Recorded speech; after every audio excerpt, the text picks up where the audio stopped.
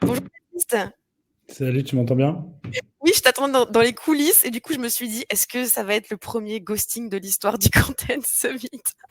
Non, c'était pas très clair s'il fallait dans les coulisses ou pas les coulisses, mais T'as raison, t'es monté direct sur scène, c'est parfait, c'est magnifique. Je suis très heureuse de te voir du coup. On va laisser comme d'habitude un peu le temps aux gens de se yes. connecter. Je vois le monteur qui monte progressivement comme d'habitude. Baptiste, du coup, merci beaucoup d'être là aujourd'hui. Tu es Head of Brand chez Meilleur Taux que vous connaissez sans doute tous en tant que courtier immobilier, mais j'ai appris par Baptiste que Meilleur Taux avait plein d'autres métiers. Tu nous en diras peut-être un peu plus tout à l'heure. Exactement. Pour ceux qui nous rejoignent tout juste, je suis Domiti, responsable marketing de PlayPlay. Enchantée. Du coup, PlayPlay qui organise ce Content Summit. PlayPlay qui est donc une solution de création vidéo à destination des entreprises. Et d'ailleurs, Baptiste et son équipe sont utilisateurs de PlayPlay et c'est comme ça qu'on a eu l'idée d'inviter Baptiste sur la scène du Content Summit. Je crois que c'était à l'occasion d'un entretien que tu as eu avec notre CEO Baptiste et après Thibaut m'a dit il faut absolument que Baptiste vienne sur la scène, il a plein de choses trop intéressantes à raconter.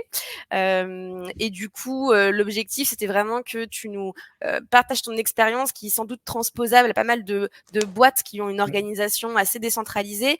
Le sujet, c'est vraiment comment on peut mettre en place une org décentralisée pour décupler son pouvoir de com tout en gardant un petit peu de contrôle. Exactement, avec tous les outils qu'on a mis en place. C'est pas mal de choses que je vais vous partager un peu plus tard. Ouais. Super. Donc, comment tu te sens là, Baptiste? Hier, tu m'as écrit un mail en disant que tu étais super motivé. Non, tout va bien. Je suis dans une salle au calme.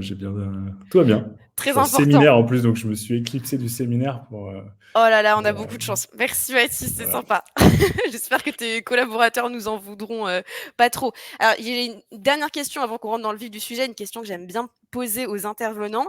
Aujourd'hui, tu es Head of Brand, mais Baptiste, quand tu étais petit, quel métier tu voulais faire? Je suis pas sûre que c'était Head of Brand, mais peut-être. Non, je voulais faire du bateau, faire de la Du bateau. régate. Voilà. Il n'y a pas de métier de marketing ou autre, mais je fais beaucoup de bateaux et j'aurais peut-être aimé en faire mon métier, mais c'est pas le Super. cas. Est-ce qu'il y a des fans de régate dans le chat? Dites-nous. Mais bon, j'imagine que tu en fais sur ton temps perso. Enfin, je te le souhaite en tout cas. J'aimerais en faire sur mon temps du boulot, mais c'est pas le. On fait comme on peut. Super. On va commencer. J'ai l'impression que on a déjà pas mal de gens connectés. Du coup, Baptiste, on va peut-être commencer par poser un petit peu le contexte avant de rentrer dans le vif du sujet. Tu peux peut-être nous expliquer un petit peu d'abord comment est organisé Meilleur Taux et comment se positionne ton équipe et d'ailleurs quels sont les métiers qui composent ton équipe aujourd'hui pour qu'on ait un petit peu la big picture. Ouais. Alors, je vais juste remettre un petit peu de contexte pour expliquer ce que c'est Meilleur Taux, parce que la particularité de cette boîte fait que derrière, on a une structure aussi peut-être un peu particulière en interne. Ouais. Donc, globalement, nous, on est une marketplace pour les finances et le budget des Français. On est présent en France, en Belgique et au Luxembourg. On est connu pour le crédit immobilier, mais on a une dizaine de métiers qui vont du crédit immobilier à la mutuelle, en passant par l'assurance vie, et aussi deux autres particularités. Les clients peuvent faire soit des process 100% en ligne, et même avec des conseillers qui sont basés au Havre et à Lille, ou on a aussi un réseau de 300 agences en franchise, donc c'est une des particularités du métier. Et un autre point, c'est qu'on fait à la fois du B2C et aussi, on est peu connu, mais on fait beaucoup de B2B. Donc ça permet de remettre un peu le contexte. Aujourd'hui, on a un peu organisé en mode. Alors, moi, j'ai un parcours, j'ai fait avant de l'agence de com et après, on va dire des boîtes dans l'univers de la startup. Moi, j'ai un peu voulu l'organiser un peu en mode agence.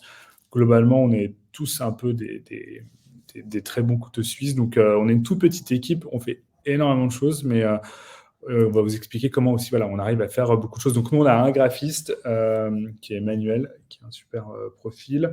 On a une personne, j'y reviendrai après, une des particularités de la branche chez nous, c'est qu'on a intégré tout ce qui est la voix du client, tout ce qui est avis client, réclamation ou autre. NPS, c'est géré chez nous parce qu'on considère que ça fait partie de la marque dans son ensemble et qui gère avec moi aussi quelques sujets de contenu. Il y a une autre personne qui va gérer tout un peu la collaboration avec les agences et différentes demandes qu'on peut avoir en interne. Et après, il y a ma pomme. Et après, bien entendu, vu la taille de l'équipe qui est toute petite, on s'appuie sur certains projets avec des partenaires qui peuvent être des freelances sur une spécificité métier. ou des toutes petites agences. Donc, on a fait le choix de ne pas travailler avec une grosse agence à qui on donne plein de choses.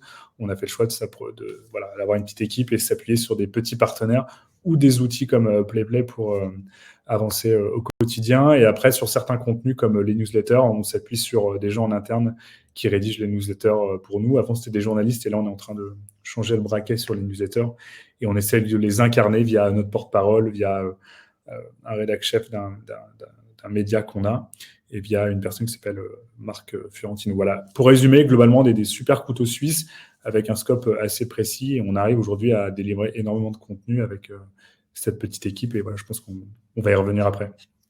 Non, je pense que c'est une très bonne introduction. Merci beaucoup. Et du coup, justement, tu parlais de scope. Est-ce que tu peux nous décrire un peu les objectifs de ton équipe? Je sais que quand on discutait, tu m'as parlé de notoriété, tu m'as parlé de performance, tu m'as parlé même de com interne.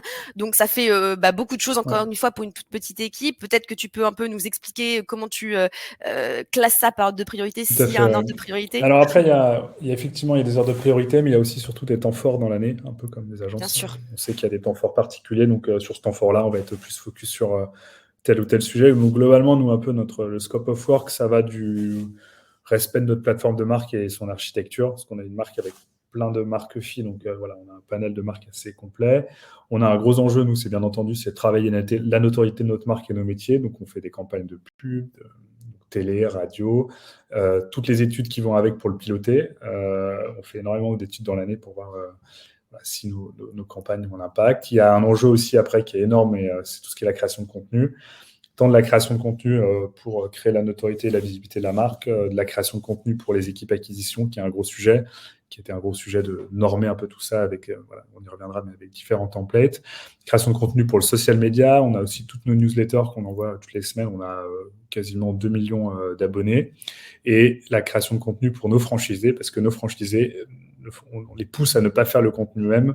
Typiquement, je vous donne un exemple, un franchisé qui veut faire une pub sur l'abribus en face de son agence, l'idée, c'est qu'il nous envoie un brief assez précis et qu'on puisse lui répondre rapidement à sa problématique. On a aussi un autre gros enjeu, c'est ce que j'évoquais tout à l'heure, la gestion des avis.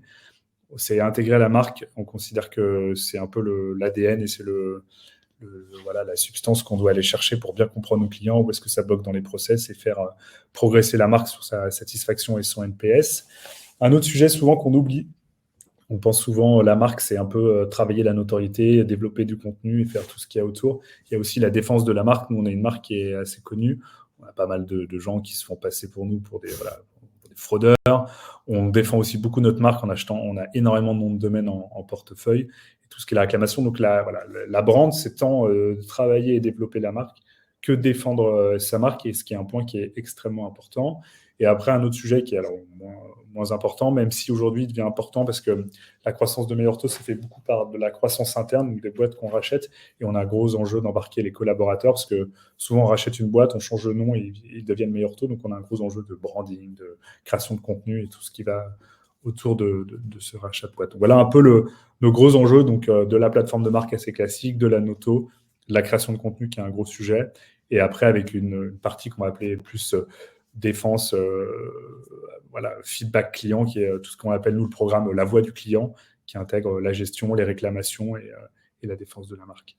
Voilà un peu le scope of work. Bon, du coup, ça fait beaucoup de choses pour une toute petite équipe. Et d'ailleurs, dites-nous dans le chat ou dans les questions s'il y a vraiment des éléments en particulier qui vous intéressent plus. On peut peut-être focus un petit peu sur la création de contenu, parce que tu nous disais qu'au final, c'est la création de contenu qui va servir des objectifs comme la notoriété, mais aussi la performance, et qui va servir aussi des publics différents, que ce soit pour la marque au global ou pour tes franchisés ou même en interne. Donc, comment vous faites, et c'est ça un peu qui nous intéressait aujourd'hui, comment vous faites aujourd'hui, c'est quoi votre secret, votre operating system pour servir tous ces besoins avec une toute petite équipe? Je sais que tu as mis en place plein de process, mais aussi des outils dont fait partie PlayPlay, mais il y en a d'autres que tu pourrais citer. Je pense que ça pourrait être intéressant pour tout le monde ici. Ouais. Alors, je déteste le mot process, mais ouais, on a mis plein de... Mais t'en as mis plein quand même. Non, mais c'est pas des process, c'est pas des solutions ça comment pour aller plus vite. Globalement, après, nous, on considère que c'est comme partout, mais le contenu, c'est un peu le bras armé du market, que ce soit pour la création de vidéos, de newsletters, de contenu statique, podcasts ou autres. Et après, le gros enjeu, c'est bien de les avoir pensés, mais après, il faut pouvoir exploiter tout leur potentiel. Donc, souvent, il y a une phrase que j'aime bien dire, c'est content is king, distribution is queen. Voilà, le contenu est king, mais si vous ne savez pas bien le distribuer et le délivrer à la bonne cible, voilà, il n'y aura pas beaucoup d'impact. Donc nous, comment est-ce qu'on a un peu organisé tout ça? Donc la manière dont on l'a organisé, elle vient de différentes expériences, que j'ai pu avoir en startup ou surtout d'expériences que j'ai pu avoir en agence. Donc il y a différents sujets. Il y a bien entendu, on a un peu un outil transverse dans l'équipe qui est Asana, où on va récupérer un peu toutes les demandes de manière assez globale, mais ça nous permet un peu d'avoir la big picture. Et aussi, ce qui est important, c'est de savoir, de montrer la qualité du boulot qu'on fait et de voir toutes les demandes qu'on a eues. Donc, on a aussi tous les mois, on se dit, tiens, voilà l'ensemble des sujets qu'on a pu faire. Donc, on a plusieurs sujets. On a un doc sur le market qu'on appelle un doc de messaging, qui est un peu le doc clé quand on lance un projet, qui est construit avec les équipes produits, les équipes market. Dans ce doc de messaging, j'intègre la promesse de mon produit, la description et les preuves qui vont avec. Au début, quand on arrivait, on n'avait pas ce doc-là et on sentait qu'il y avait des sons de cloche un peu différents quand on avançait sur le sujet. Donc maintenant, sans ce doc, on ne lance pas le projet. Globalement, c'est un peu le doc de référence qui va nous aider si on bosse avec un partenaire à écrire un brief, qui va nous-mêmes nous aider quand on crée du contenu à pouvoir rédiger et travailler sur des scripts. Ensuite, pour tout ce qu'on appelle, on va dire, des demandes externes à l'équipe, des sujets qui viennent de l'extérieur, comme des agences, on a fait des templates de brief. Donc le template de brief, c'est on remet un peu de contexte, on pose la liste des livrables, on met les contraintes techniques, les dates clés du projet, quels sont les KPI si on en a, quelle est la personne clé sur ce projet. Donc déjà, on a aussi ce doc-là qui nous aide à beaucoup dégrossir le sujet et on l'utilise surtout, ce doc de brief, quand c'est des demandes d'agence. Donc ils ont accès à un formulaire, ils remplissent ce doc-là avec le maximum d'infos et derrière, nous, on leur répond et on s'engage à leur produire le contenu. En général, c'est une semaine ouvrée, grand max, voire un peu plus. Ça peut même être dans la journée en fonction de la bande passante de l'équipe. Donc ça, c'est, on va dire, le doc de messaging, le doc de brief, c'est un peu notre matrice clé qui nous permet après de délivrer et d'être assez efficient dans tout ce qu'on produit. Ensuite, on bosse avec des outils, on y reviendra, mais il y a du PlayPlay, bien entendu. Il y a aussi des templates. On a fait tous nos posts de réseaux sociaux, tous nos templates newsletters, tous nos templates d'événements. C'est templatisé dans Figma, donc on a des templates en fonction des métiers. Mais globalement, ça nous permet de, demain, je dois sortir un nouveau métier, comme on a pu sortir au mois de septembre. On a lancé une offre vous pouvez comparer de la box et mobile. Et dedans, j'ai l'ensemble de mes bannières, l'ensemble de mes templates qui me permettent de décliner ça de manière extrêmement rapide. Et alors, c'est pas que dans un seul format. Je vais livrer, quand je sors une campagne, on va livrer, je sais pas, 20, 30, 40 bannières aux équipes acquisition. Ensuite, après, dans la continuité de Figma, on a bien entendu PlayPlay, qu'on a, on va dire, pimpé à notre sauce. On a mis plein d'animations avec nos logos, on a rentré la charte et on a aussi, après, un peu twisté l'outil. On arrive à utiliser l'outil, à force de bien le connaître, on gagne énormément de temps et on a plein de templates, template interview, template acquisition. Et l'idée, c'est d'utiliser ces templates avec des schémas assez classiques, ce qui nous permet, là, je redonne l'exemple de la campagne qu'on a lancée au mois de septembre. J'ai livré, je ne sais pas, une vingtaine de vidéos pour les équipes acquisition, format carré, format vertical, format 16:9, avec, il y avait, je crois, 4 ou 5 messages market différents. Donc voilà, on arrive à faire du volume et on le fait parce qu'on a des templates et que chacun maîtrise aussi parfaitement l'outil. Ensuite, un point qui est important dans l'operating system, dans notre boîte, nous, on vend des produits financiers, on vend des assurances, des crédits. Donc, on a pas mal de... c'est des marchés assez réglementés. Donc, nous aussi, on intègre dès le début, alors ça, je pense que ça vient de ma culture d'agence, le juridique dès le début du projet pour s'assurer qu'on ne parte pas en travers. Et après, on a bossé aussi avec eux. On a fait un doc récap avec les différentes options de mention légale qu'on peut utiliser. Comme ça, on ne les soumet pas tout le temps, mais quand je vais faire du print ou autre, je sais quelle typologie de mention légale on doit poser. Et après, on a des use cases un peu... en fait, on fait un peu la chasse aux petits caractères dans la boîte. Donc, on considère que si je fais un format classique, un post classique sur Facebook, ça ne sert à rien de mettre des mentions légales parce que la personne ne le lira pas et on considère que la mention légale, elle est accessible en un clic sur notre site. Donc, voilà, on a ces différents outils. Après, bien entendu, on a un énorme brand book. On n'a pas un brand book qui fait 20, 30 pages. On a un brand book qui fait 80 pages, qui est ultra complet, ultra détaillé, qui a été monté par... on a bossé au tout début avec un freelance pour poser une base et après, il y a Emmanuel qui le met à jour très régulièrement. Et ce brand book, il est accessible à l'ensemble des collaborateurs du groupe. Et après, dans notre operating system, en fonction de la teneur des projets, c'est des projets avec des délais très courts ou c'est des projets très ambitieux et on veut aller chercher un peu matière créative, on peut aller s'adosser à des partenaires, des freelances pour nous aider à trouver des accroches d'acquisition, des idées pour trouver des idées de posts en social media, ou après des partenaires qui nous aident à développer des vidéos en motion très léchées qui nous permettent derrière de présenter des applications ou des services. Donc voilà, donc on a, pour résumer, différents docs. On a notre doc de messaging et nos briefs de templates qui sont un peu la base. Après, on a des templates sur du Figma et du PlayPlay. L'avantage d'un Figma, c'est que tout est en ligne, donc n'importe qui dans l'équipe a accès à ces templates. Et voilà, ça reste, dès qu'on les update, ils sont updatés pour tout le monde. Après, alors je dirais, c'est un peu dans notre operating system, si on intègre à chaque fois le juridique rapidement dans la boucle et on a créé une super relation de confiance avec eux, ce qui nous permet aussi sur des sujets où on sent qu'on peut être un peu limite, le juridique dit OK, on est bon, il faut faire quelques petits ajustements. Et après, on va dire ce fameux brand book qui est un peu la base et la base clé de notre operating system et nos partenaires externes qu'on vient activer en fonction de l'importance de nos campagnes. Ok, super, super clair. Et ce qui est marrant, c'est que souvent les équipes brand dans les entreprises comme la tienne, elles peuvent être un peu vues comme le bad cop. Ouais. Surtout au début. Surtout au début, bah oui. Et justement, ce que je trouvais intéressant dans notre échange, c'est que tu as un peu réussi à changer cette image et à embarquer finalement tous les collaborateurs qui doivent communiquer, notamment tes 300 franchisés, et avec une approche qui est aussi pédagogique, c'est-à-dire que vous n'êtes pas que là pour livrer en volume et dans le respect de la marque pour toutes ces personnes, vous essayez aussi finalement un petit peu de les éduquer ce que c'est que le bon respect de la marque. Est-ce que tu peux nous en dire plus? Parce que je pense que ça, c'est hyper important.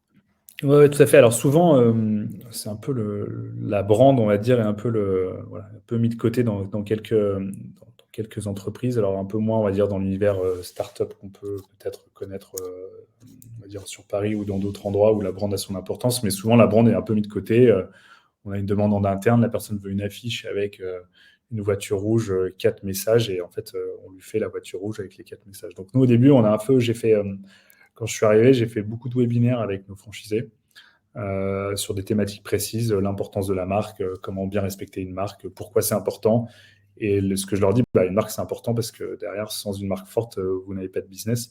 Donc voilà, donc on a fait un peu des use cases. J'ai fait plein de captures d'écran, je suis traîné sur les réseaux sociaux, sur leur newsletter ou autre, pour un peu montrer un peu les mauvaises pratiques.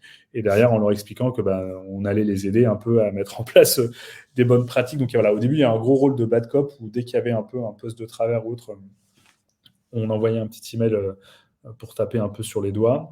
On a produit, bien entendu, ce que j'évoquais tout à l'heure, un énorme brand book qui était un gros travail qui est mis à disposition de tous les collaborateurs et entre autres, bien entendu, les franchisés. On partage aussi, donc ça, c'était un peu le début où il fallait un peu rentrer dedans, faire des éléments. On a fait aussi beaucoup d'emails en interne. Dès qu'on avait des campagnes, des nouveaux éléments, on leur communiquait pour montrer que la marque... elle ne faisait pas que du contenu et qu'elle faisait aussi des choses qui pouvaient bénéficier à chaque métier. Et après aussi dans un peu ce qu'on peut peut-être appeler l'employé advocacy, la com interne, dans certains emails qu'on envoie hebdomadaires, on met en valeur les bonnes pratiques du réseau, surtout nos franchisés, et on essaye un peu de les pousser sur le devant de la scène pour vous montrer jusqu'où ça va. Chaque année, nos franchisés ont un peu la grande messe annuelle, on va dire les 2 jours de convention, on réunit tous nos franchisés et on remet un prix à la franchise qui déploie le meilleur contenu sur les réseaux sociaux. Et l'idée un peu est de tant, alors c'est intéressant, c'est qu'on déploie à ce prix-là tant pour les réseaux sociaux, le contenu, que pour les avis clients, parce qu'on pousse aussi énormément nos franchisés à répondre et à avoir des bonnes notes. Donc en fait, il y a beaucoup de travail en amont de pédago, de webinaires, de sensibilisation, de aussi appeler les gens en leur disant ton brief, c'est pas très clair, j'ai besoin d'un brief précis. Et aussi, il y a un sujet qui est important. Quand on bosse sur de la création de contenu, c'est très subjectif. La création de contenu, c'est j'aime ou j'aime pas. Donc, on a souvent 2 sons de cloche. Et j'ai aussi fait un gros travail, c'est important, c'est en interne auprès de mon graphiste et des équipes, c'est savoir vendre le contenu qu'on a produit et qu'on fait. Parce qu'en fait, on y passe du temps, il y a pas mal de brainstorming, il y a des échanges, et on n'est pas juste un prestataire. Souvent, les gens nous prennent un peu comme un prestataire de service en interne. Et donc, nous, il y a aussi un enjeu de montrer que la marque, elle apporte une vraie valeur ajoutée. Et aussi l'enjeu en interne de mes équipes de savoir vendre les projets qui partagent. Voilà. Donc, que ça soit une vidéo, on peut faire je sais pas, une plaquette pour un partenaire en particulier. Bah, derrière, je leur apprends à vendre, à montrer qu'il y a du temps qui était passé, pourquoi on a fait ce choix de couleur, on a mis le logo là. Et on se rend compte que plus on vend la créa, plus on explique, bah, il y a beaucoup moins de retours et on gagne aussi énormément de temps. Et je pense que cette réflexion que j'évoque là, on aurait pu l'ajouter dans l'operating system, c'est-à-dire que aussi vendre sa créa, c'est aussi important que de la concevoir. Et ça, c'est voilà, une partie importante.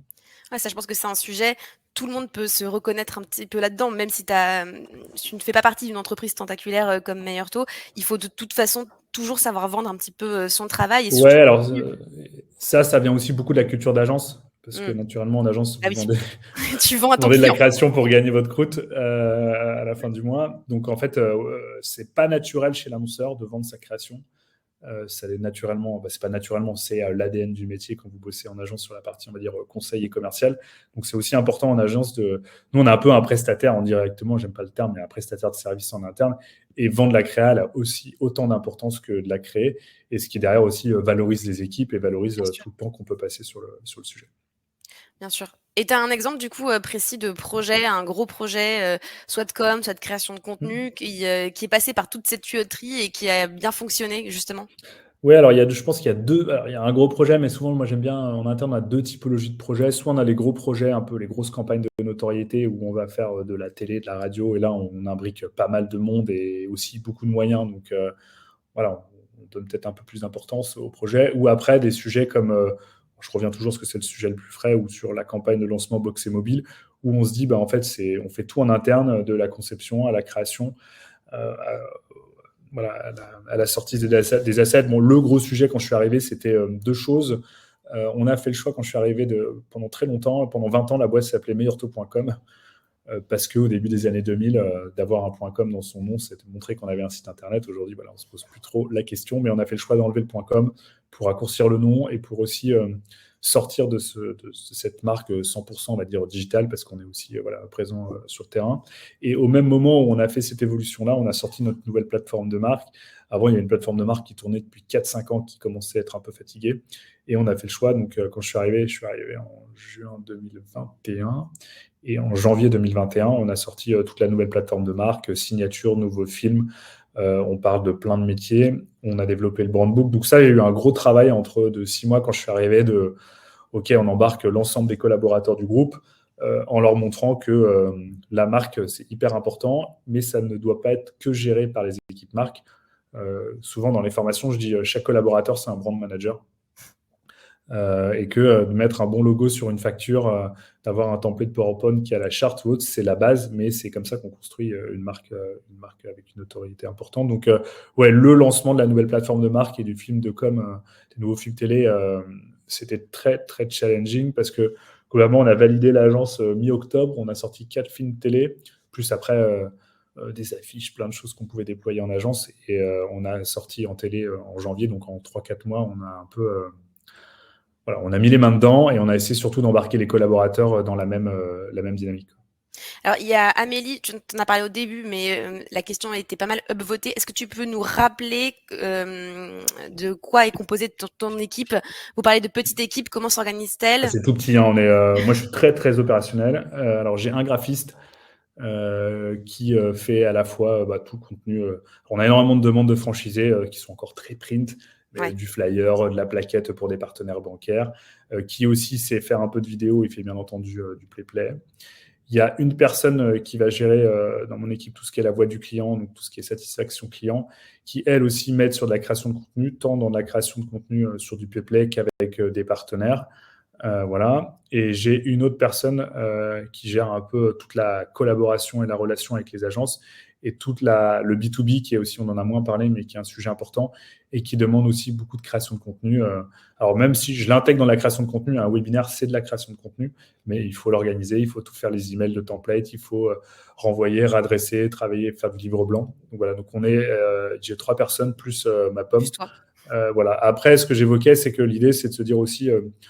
chacun, je dis pas chacun sait faire un peu le boulot de l'autre, bien loin de là, mais typiquement un outil comme PlayPlay, on est les 4 et on le maîtrise parfaitement, ce qui nous permet, quand il y en a un qui est en vacances ou autre, on n'est pas obligé de déranger une personne pour pouvoir faire des modifications.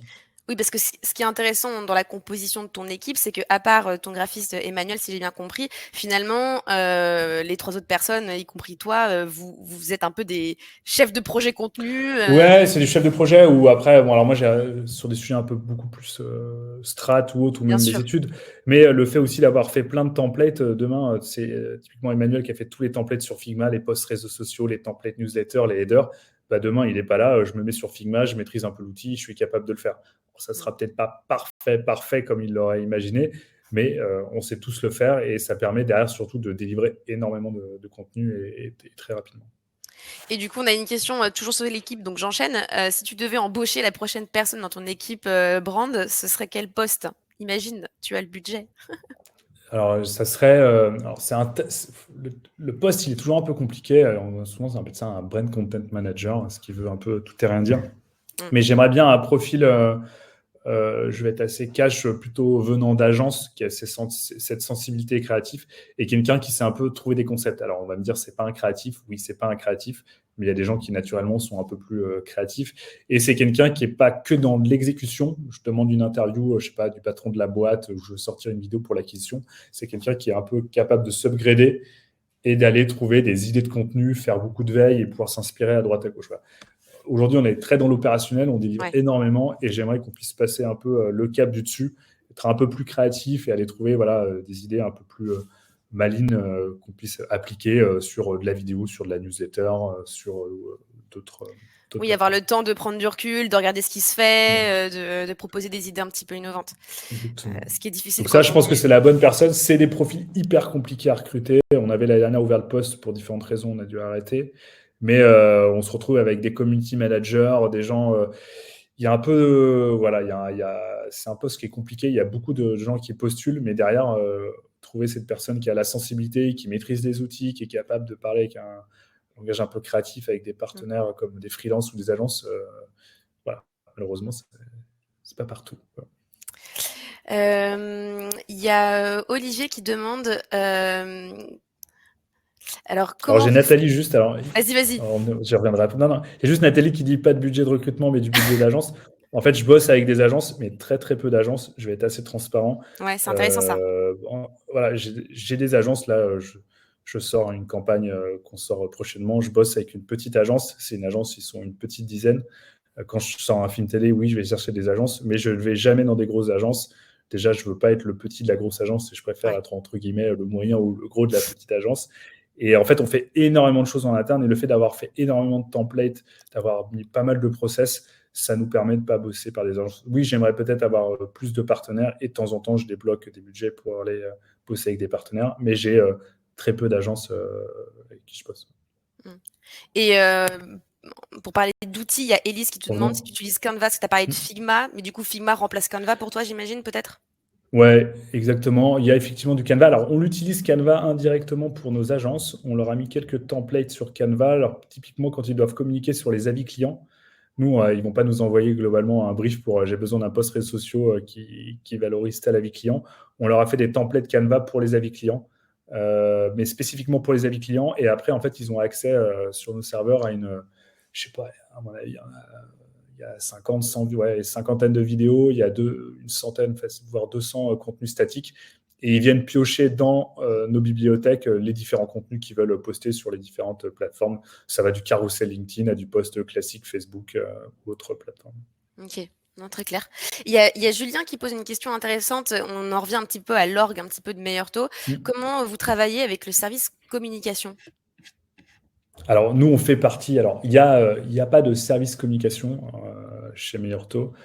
Nous, on est au market. En fait, au market, on est organisé. Mon boss, c'est le CMO.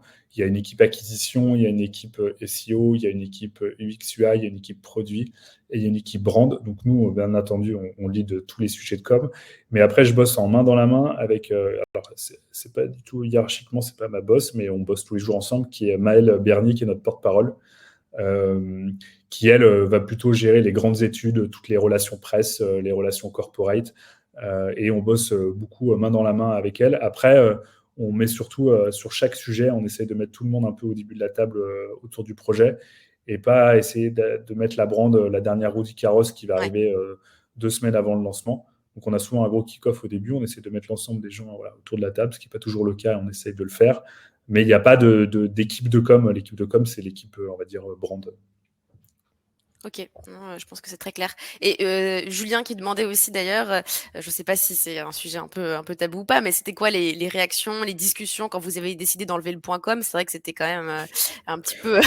Ouais, alors en fait, ça c'est nous en interne, c'était assez, on va dire, j'aime pas Évident. du tout dire le terme le siège parce que je trouve que c'est souvent, c'est pas du tout valorisant pour l'ensemble des collaborateurs ou des agences, hein, parce que les agences, faut pas oublier, hein, les gars, ils sont entrepreneurs, ils sont indépendants, donc voilà, ils ont encore plus de respect, encore plus de respect que nous.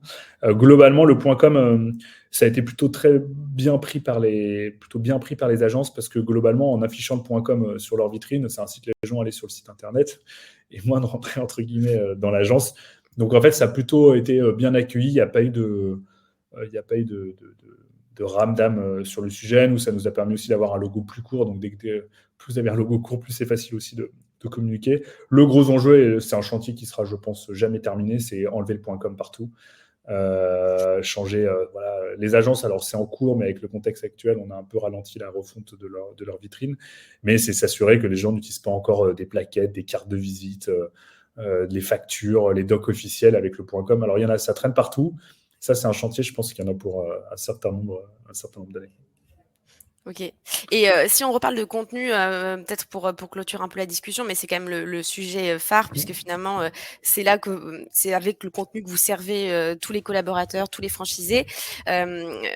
Comment aujourd'hui tu penses que vous distribuez un peu votre production de contenu entre contenu promotionnel et contenu un peu plus éducatif, informatif, enfin contenu un peu moins directement promotionnel? Alors, moi, je mettrais même 3 typologies de contenu Ouais, aujourd'hui. vas-y, dis-moi. Je dirais le contenu d'acquisition, donc qui Oui. est vraiment un contenu à part entière et qu'on arrive aujourd'hui à bien twister. Voilà, on fait beaucoup de contenu d'acquisition dans PlayPlay, entre autres pour les Donc équipes en vidéo. SIA, en vidéo, parce qu'aujourd'hui, Google demande 18 formats, donc il faut être un peu organisé sur le sujet. Donc voilà, il y a ce contenu-là, qui est un contenu au final, avant les équipes acquisition, ils faisaient un peu le truc de leur côté et la brand n'était pas très respectée. Et le fait d'avoir mis en place plein de templates ou autres et de gérer l'ensemble de leur contenu via notre équipe, bah, ça nous assure que la brand et la marque soient bien respectées. Après, il y a ce que j'appelle le contenu chaud. C'est le contenu où tu rebondis sur l'actualité, où tu as une actualité de business. Typiquement, actuellement, il y a beaucoup d'actualités sur le business du crédit immobilier. Donc, c'est ce que j'appelle le contenu chaud. Ça peut être de l'infographie, ça peut être une interview, ça peut être un podcast qu'on produit, une newsletter. Et après, j'ai ce que j'appelle le contenu froid. Donc là, ça peut être, j'aime bien dire contenu froid ou contenu Wikipédia, quoi. C'est le contenu qui reste. C'est un peu le contenu qui va surtout servir le SEO. C'est une vidéo pédagogique sur YouTube qu'on regarde maintenant, qui est à jour, mais si je la regarde dans 2 ans, le discours sera toujours bon. C'est une infographie qui explique comment négocier avec son notaire. Négocier avec son notaire, ça marche bien aujourd'hui, ça marchera aussi bien dans 3 ans. Donc voilà, donc moi je vois bien le truc qui a 3 typologies de contenu. L'acquisition qui est au final souvent voilà, un peu en guéguerre avec la bande, mais voilà, nous on a mis un peu les œufs dans le même panier, ça se passe très bien. Le contenu chaud, on rebondit sur toute l'activité, sur toute l'actualité, et là il faut être un peu plus dans le réactif. Oui. Faut être, voilà, on a un article, on passe au journal de 20h, comment je joue là-dessus. Et D'où après, l'importance d'avoir tes templates et d'avoir des bonnes voilà, pratiques. exactement. Et après, le contenu froid qui nous permet d'aller travailler plus, on va dire, une longue traîne, le contenu Wikipédia. Ouais. Ça peut être de la vidéo YouTube qu'on produit sur du PlayPlay, ça peut être de la vidéo présentation d'un produit, d'une application. Voilà, c'est un peu, je pense, les 3 grands axes. Et après, un truc voilà, qui est dans le show, mais qui est un peu indifférent, qui reste quand même la newsletter. C'est pas du contenu statique, c'est pas du contenu, voilà, on produit pas du PlayPlay ou autre, mais ça nous demande aussi beaucoup de travail parce qu'on envoie 1 à 2 newsletters par semaine. Mais c'est devenu aujourd'hui un beau canal d'acquisition, et surtout à la différence du social media, où en social media avec les algorithmes aujourd'hui on n'arrive plus à créer de rendez-vous avec des communautés.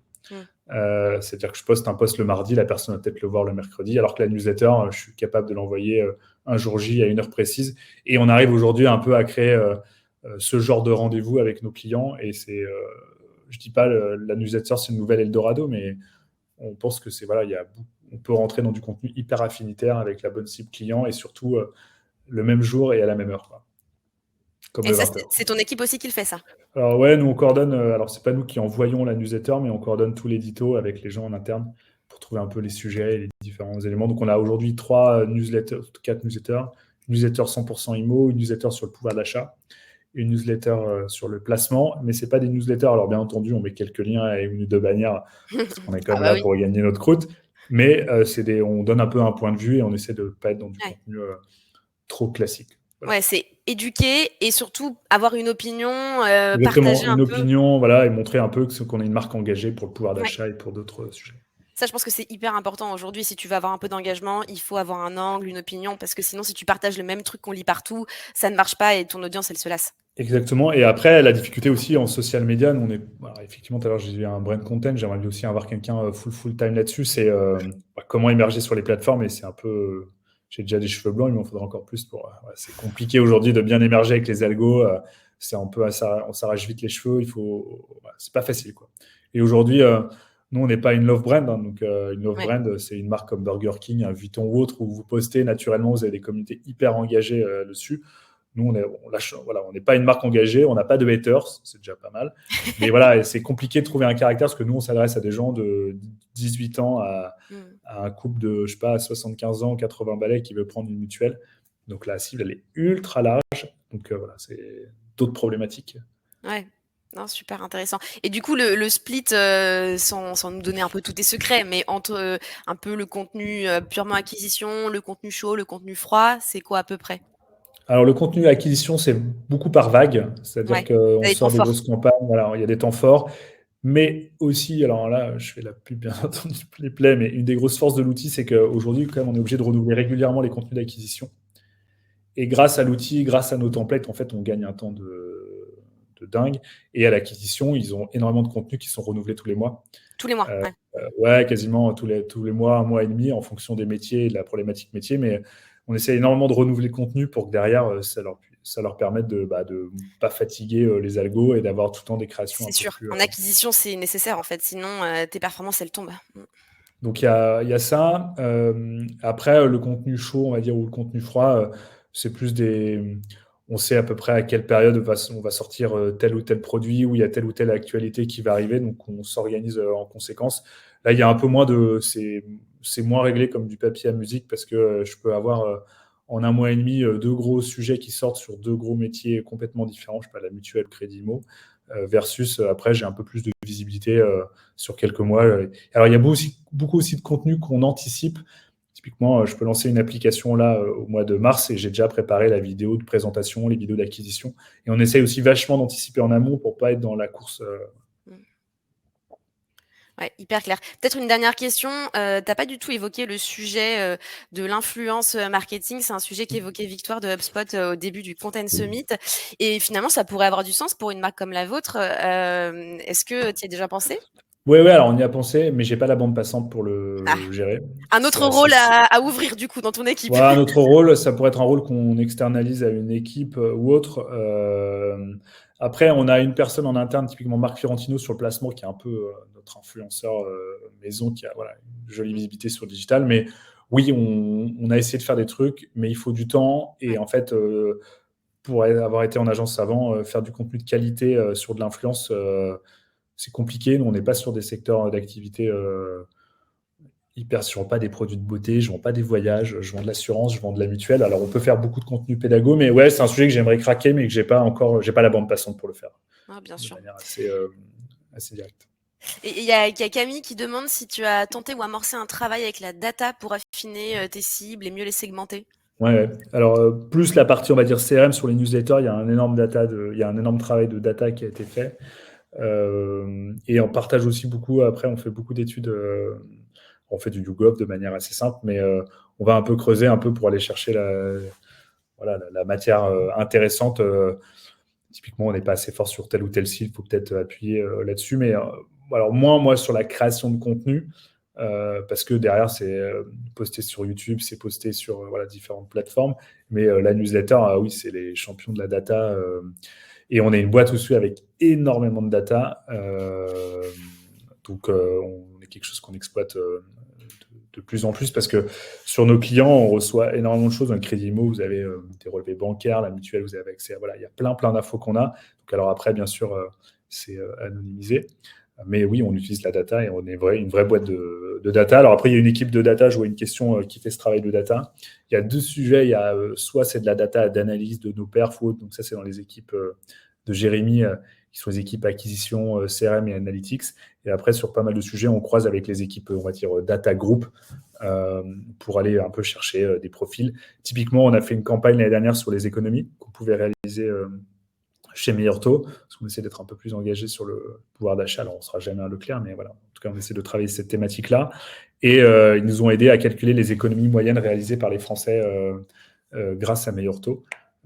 Et sans l'équipe data, on n'est pas capable, on n'a pas la bande passante pour aller cruncher toutes les datas. Ouais, c'est Donc l'avantage oui, c'est un mélange data. très global. Et la campagne sur les économies est un super boulot de collaboration avec les équipes data. Pour vous donner un ordre d'idée, l'année prochaine, on pense qu'on aura fait économiser 1 milliard d'euros aux Français sur leur crédit assurance. Donc ça, sans la data, on ne sait pas aller chercher ce genre d'infos. Et en fait, la data, elle te permet à la fois de mieux segmenter ta communication et aussi de partager du contenu hyper Alors, intéressant. on fait aussi beaucoup un sujet que j'ai oublié, mais on travaille aussi beaucoup la data avec les équipes acquisition dès qu'on fait de la campagne YouTube pour aller bien segmenter. On fait souvent temps, on travaille la noto, après on va travailler la considération et après on va travailler la transfo. Et voilà, on partage pas mal de data que YouTube peut nous donner, qu'on regarde quand les gens quittent la vidéo, quand est-ce qu'ils quittent pas, est-ce qu'on doit mettre le logo plus tôt, pas plus tôt.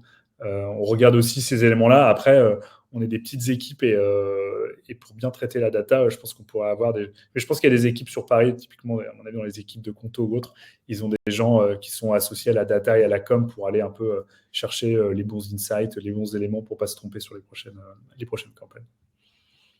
Bah, super intéressant. Peut-être une dernière question avant de nous quitter. Julien qui demande si tu as des objectifs de performance, mais j'imagine que oui, vu que tu as l'acquisition. Oui, alors j'ai des objectifs. Toujours, les gens disent oui, alors le contenu, la brand, c'est quoi vos objectifs? C'est le nombre de followers, c'est le truc. Non, moi j'ai des objectifs surtout sur toutes les études qu'on fait tout au long de l'année, c'est la notoriété de la marque. Que la notoriété de la marque, en tout cas, soit forte, mais se stabilise. Parce qu'on arrive à un plafond de verre où on sait que pour aller chercher 1, 2, 3 points de notoriété, il faut mettre beaucoup d'argent et on n'est pas si gros que ça. Donc oui, j'ai des objectifs là-dessus, j'ai des objectifs donc travailler la notoriété assistée, j'ai nos objectifs de notoriété produit, pour des produits qu'on a lancés, box et mobile, placement récemment, on travaille leur notoriété pour que ça soit de plus en plus connu.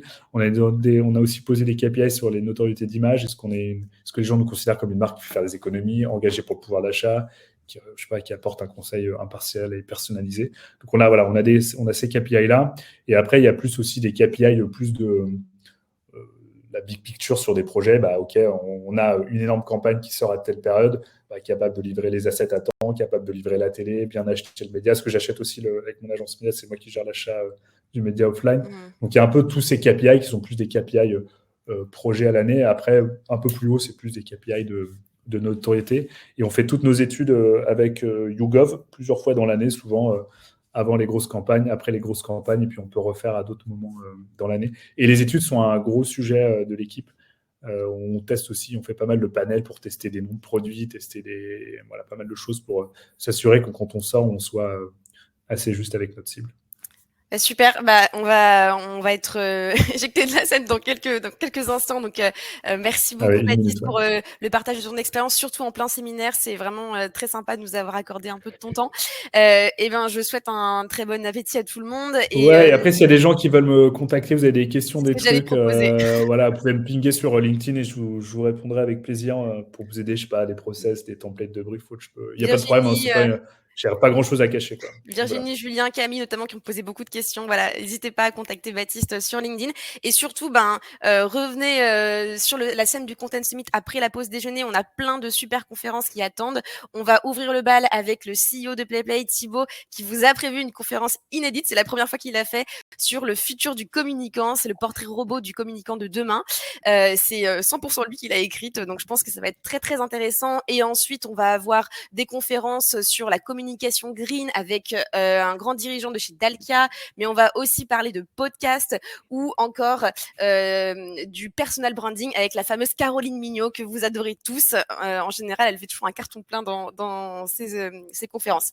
Voilà, une très bonne pause déjeuner à tous. Merci beaucoup pour votre attention, vos questions, et merci encore Baptiste. Merci Domitil, et puis merci aussi il y a Domitil, mais les gens ne savent pas, mais il y a beaucoup de gens derrière qui organisent. Mélissa Enco, et c'est un super boulot de préparation en amont. Donc merci à tous. Et puis voilà, si vous avez des questions, vous pinguez sur LinkedIn ou sur Twitter et j'essaierai de vous aider. Super sympa. Merci Baptiste. Merci, à bientôt Domitil. Ciao.